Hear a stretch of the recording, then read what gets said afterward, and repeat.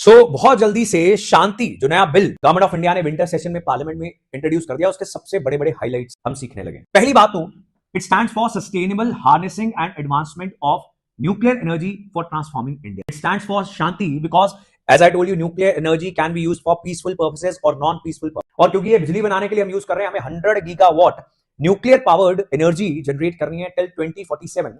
तो that is why we have named this Shanti. तो उसकी फुल फॉर्म बनानी पड़ी हमें, बड़ी खतरनाक सी। सेकंड इंपॉर्टेंट थिंग, दो कानून रिप्लेस ये नया कानून करेगा। उनका नाम क्या है?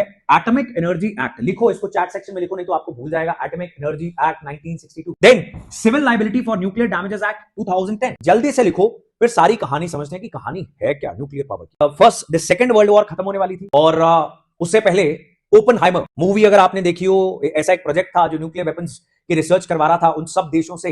तो सेकंड वर्ल्ड वॉर को जीतने की कोशिश कर रहे थे और अमेरिका ने न्यूक्लियर बॉम्ब बना लिया। सेकंड वर्ल्ड वॉर ऑलमोस्ट खत्म हो चुकी थी, जापान वैसे भी सरेंडर कर देता, लेकिन अमेरिका को, ये कॉन्स्पिरेसी थ्योरीज है, अमेरिका ने कभी बताया नहीं कि जापान के ऊपर 2 न्यूक्लियर बॉम्ब्स क्यों फेंके। अमेरिका सेज कि हमें सरेंडर करवाना था और अमेरिकन जो फौजी हैं उनकी लाइफ बचानी थी, लेकिन एक से भी बच जाती तो दूसरा क्यों फेंका? That is also question. So different experts से कि अमेरिका एक्चुअली एस्टैब्लिश करना चाहता था कि उनके पास न्यूक्लियर बॉम्ब आ चुका है, तो यूएसएसआर, सोवियत रशिया थोड़ा बच के रहे और दुनिया के बाकी सब देश जो अभी न्यूली इंडिपेंडेंट हो रहे हैं वो भी देख लें कि कौन सी कंट्री पावरफुल है और अपनी साइड कोल्ड वॉर में देख सोच के चुने। ये बात हो गई। उसके बाद सभी देशों ने न्यूक्लियर बॉम्ब्स बनाने स्टार्ट किए, हमने भी बना लिया समहाउ। गरीबी और भुखमरी के समय पर ही रिसर्च स्टार्ट कर दी थी एंड थैंकफुली आज हमारे पास न्यूक्लियर बॉम्ब है। We are not threatened by all this, right?